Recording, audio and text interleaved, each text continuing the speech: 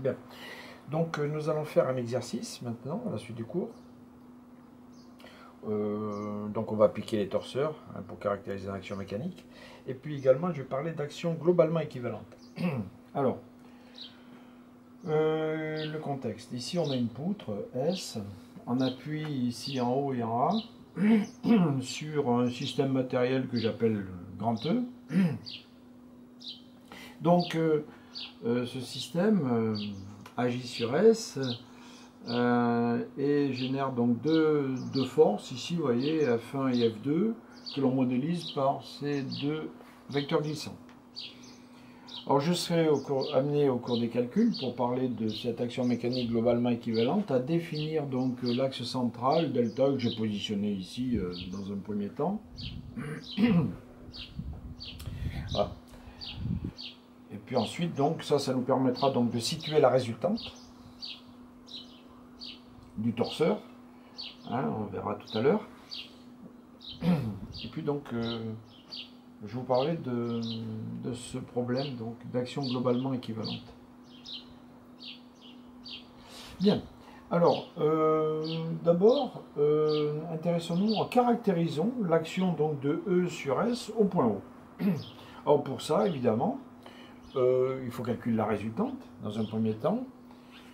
Hein, donc la résultante, R donc de E sur S, c'est égal donc à la somme des deux forces, hein, F1 plus F2. Voilà. Comme elles sont toutes les deux portées par Y, donc...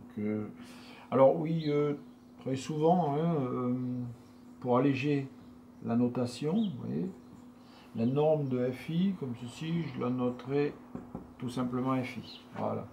Donc ici, ça fait F1 plus F2, Y. Voilà pour la résultante. Ensuite, alors le moment.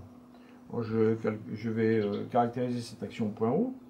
Donc le moment en O de E sur S, c'est la somme des moments donc, de F1 et de F2. Donc c'est, oui, alors moment en O de F1 plus moment en O de F2.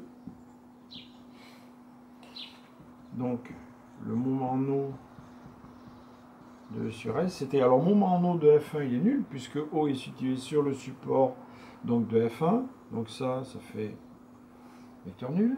Et le moment en O de F2, bien ça va être F2, le vecteur F2, donc F2Y, vectoriel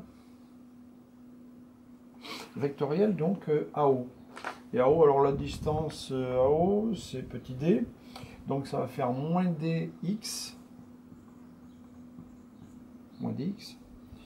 donc ça c'est égal à d F2Z.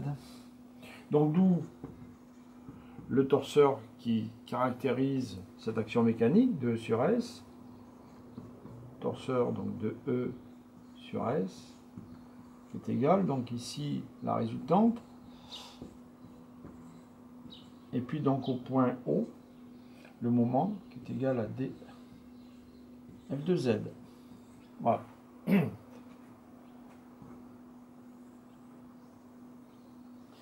Bien, alors, première remarque, ici, on a affaire à un torseur de type glisseur, hein, puisque vous remarquez que donc, la résultante, ou le moment, est orthogonal à la résultante. D'accord? Voilà. Donc ici, on a affaire à un torseur de type glisseur. Ça signifie aussi qu'en un point de l'axe central de ce torseur, bien le moment est nul. Donc maintenant, recherchons l'axe central. Alors, l'axe central, il est évidemment collinaire à la résultante, qui, elle, est portée par Y. Et puis donc, il va se situer entre les points O et A.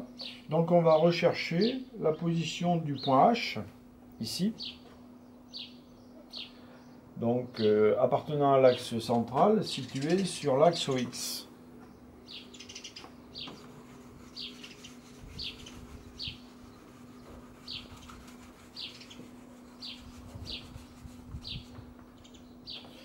Bien, ben pour ça, on va utiliser la relation de changement de point du moment.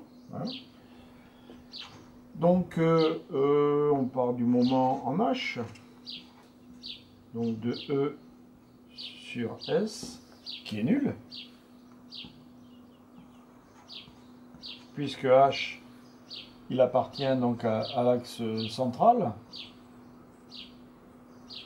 que je note delta. Donc, alors pour calculer ce moment, bien évidemment, j'utilise les éléments de ce torseur. Hein. Donc, je passe par le point O. Donc, je dis que c'est le moment en O, 2 sur S, plus la résultante vectorielle OH. Voilà, et puis moi, je veux définir ce vecteur-là pour situer le point H. OH, donc avec OH qui est égal, en fait, alors je dis que la distance OH c'est petit h, donc c'est égal à HX. Donc ça fait vecteur nul égal, donc D F2Z, plus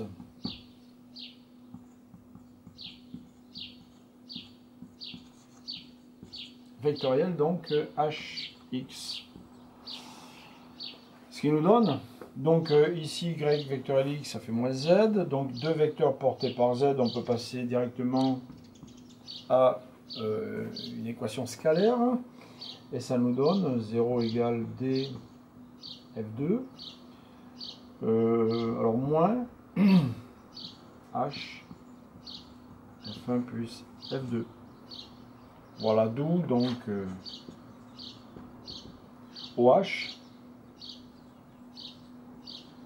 égale donc df2 sur f1 plus f2, d'accord, x, voilà.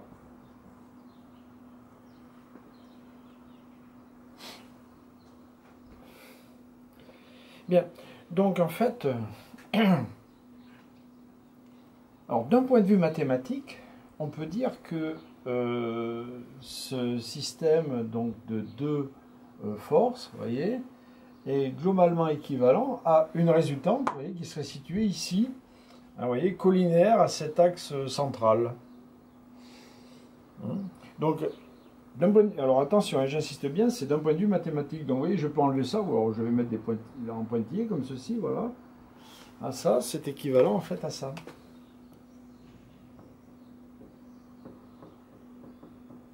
R2 sur S. Ah, ici, vous voyez, au point donc H, je pourrais écrire ça, hein, avec ici un moment nul. Voilà, donc la résultante hein, égale à ça. Alors attention, hein, nous, bon, systématiquement, dans les calculs, on va calculer des résultantes. Hein, mais il faut avoir en tête que la résultante, hein, c'est un outil mathématique. Hein, c'est une somme, on verra, de forces élémentaires. Et donc,